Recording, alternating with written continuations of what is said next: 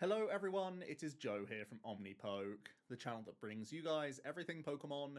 If you're looking for PTCGO codes, including the stuff from Crown Zenith, make sure you check out the Potown store. You can get a 5% discount on your orders using the code OmniPoke. For today's video, we are going to be looking at the Perth Regional Championships top 8 decks. It was only a 96-player event, but this is out in Oceania, and of course this was the regional where the date was changed pretty late, and Perth is already one of the more difficult areas to get to in Oceania, but it's still a regional at the end of the day, so I wanted to look at the results, because even though there aren't many players, all of them were really gunning hard to do well at this event because they have so few, and it's still very important for them to achieve their invites. So I'm sure everyone was bringing their A game, and as we know, there are some phenomenal players in the region.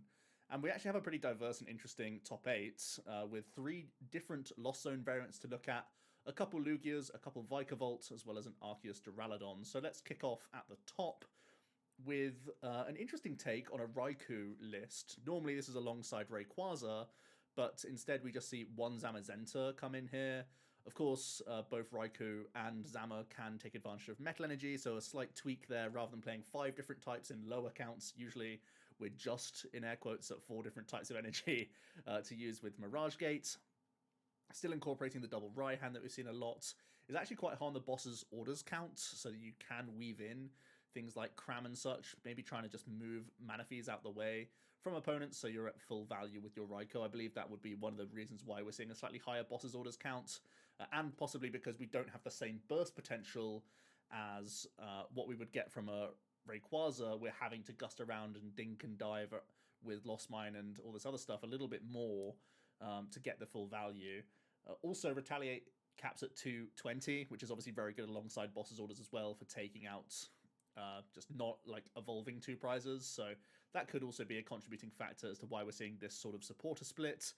I do think it's a bit of a risk to not play Ray. I think you are slightly losing percentage points against Mew, especially because this isn't playing Drapion either, but also making your life very difficult against Goodra. So this is possibly just like a meta call, where you're expecting to just face a lot of Lugia and a lot of Mirror, which is pretty fair, to be honest, and Zamazenta, I think, is the stronger option when you're just looking at it through that lens than the Ray, because the natural bulk of Zama is going to be more helpful for you against Lugia, because they can't as easily Stoutland through you. They have to Stoutland boss something else, and then you get to keep your Zama with energy on the board, which is much more helpful, or you just don't allow them to have the optimal turns, essentially, by making them have stronger hands, which is a pretty nice option. I'm a big fan of Zamazenta in general. I am a little bit skeptical that you don't have enough for these tanking matchups by sacrificing your Ray, though, so I'd have to test it out a little bit. I feel like, personally, Zamazenta's stronger in another list that we'll look at later. A few other tweaks going on. We are seeing the triple ordinary rod. I think this is, changing out the recycler because we have less hungry attackers. And we are seeing a temple in here, which can help out against Manaphy Wash Water in Lugia lists.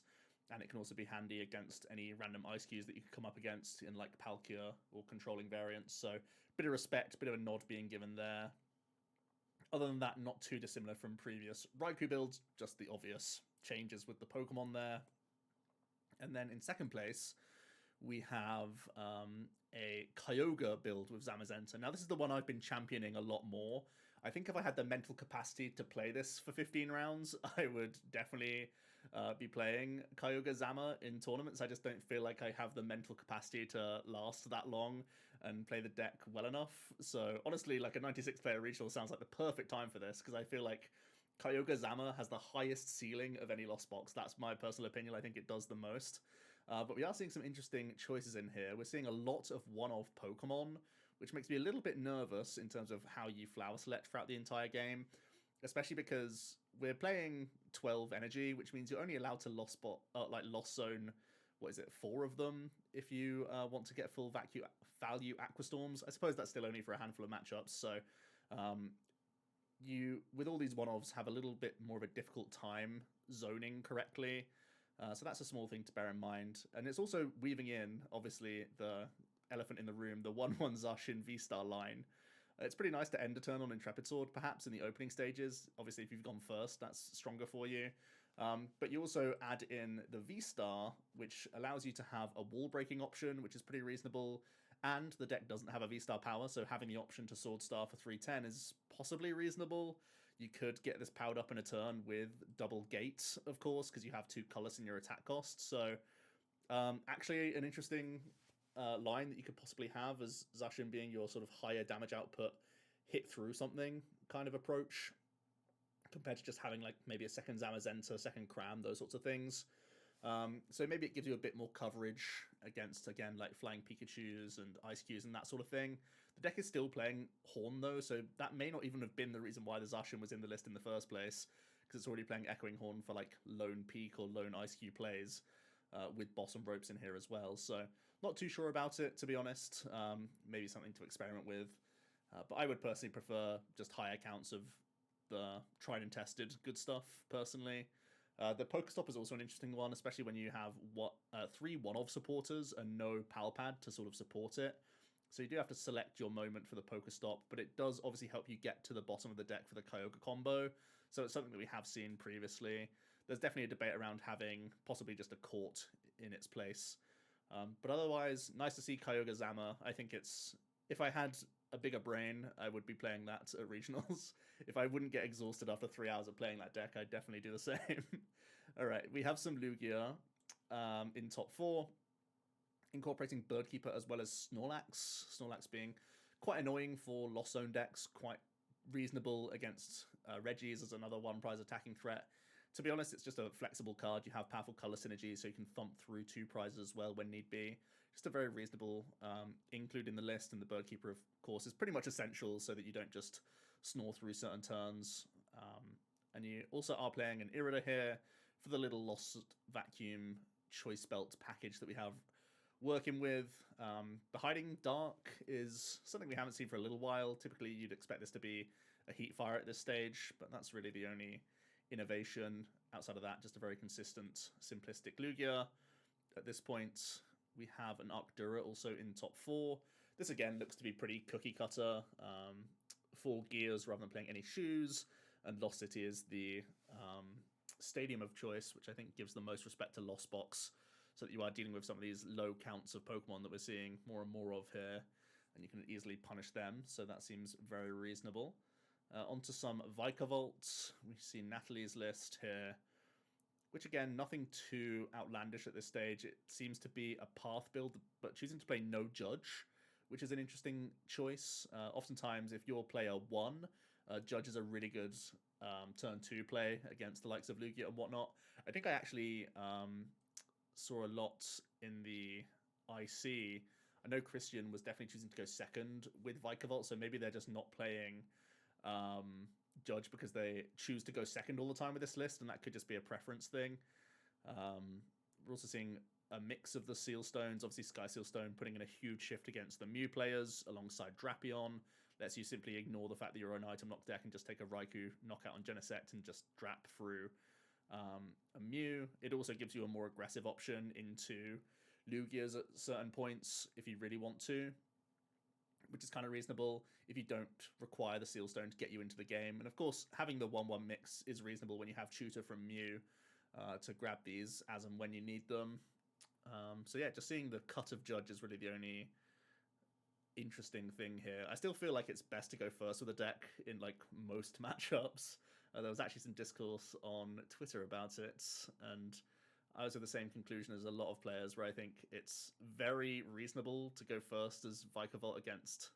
No, sorry, to go second against Lost Box and to go second against Regis and catcher builds of Fusion Mew, but everything else I would go first against, I think. So I'm still a fan of Judge, personally. We see Christian's list, which is still incorporating the Judge, so I think that's the split between his and Natalie's 60. So here we are. Again, not too much else to be said. Vikavolt doing its thing. It feels like the Ditto has kind of been dropped from most lists just for extra copies of Raikou. I think that's probably just because it's a better start and you can get random fleet-footed card draw. And I imagine that most people will play around a Drapion to the point where Ditto doesn't get any value regardless. So that's probably the reason. We go on to the other Lugia. And again, this one's also incorporating a Snorlax. This time not playing the Birdkeeper, though. Instead is playing Escape Rope, which again adds to the Irida package. Rope is just a pretty easy include when you are playing this Irida, and it does give you some big high rolls, actually, where it can act as a pseudo boss's orders, but be kind of like more consistent by giving you a Luminion for the next turn or allowing you to develop Manaphy and Mirror whilst doing like a rope aggressive play, which can be pretty handy at times. It can really catch some people off guard. So I think that's a pretty cool include. This time it's incorporating the Heat Fire and the Speed Lightning as the different energy types. I think just cutting into the capture count a little bit. But again, we're getting really close to the same 60s with these Lugias at this point. There's like preference changes of like, do I play 2 V-Star or 3? Irida's kind of common consensus. I wonder if because Eternatus did well at the more recent American regional, if we'll start seeing more Cologne sneak back in or not. But right now it feels like everyone is within like 3 cards for their Lugias right now. And we end on one more Lost Zone variant. This time it's more similar to the like Azul OCIC list, where we have the Skyseal Stone, Dragonite Drap package. We have the Zero Aura Snorlax. It's looking very similar to Azul's 60, honestly. Was it the exact same? Yeah, it is. Okay, so it's a copy-paste of an OCIC winning list, which makes a ton of sense, right? It's just a very good list and still doing very well. So there we go. There is our top 8. I'm going to be in the week talking a little bit pre the next regional, which I believe is... Oh, I'm going to fudge it now. I can't remember what it is. Vancouver. I think it's Vancouver, right? And then we have the Utrecht SPE in Europe, and then we have 2 more US regionals after that. And then we'll finally be done with Crown Zenith. So before we get to Vancouver, I'll be doing a little online results video and also give my final thoughts on the format and what I want to be playing and what I would be having in my top decks before that event. So stick around for tomorrow's video, and I'll see you there. Cheers.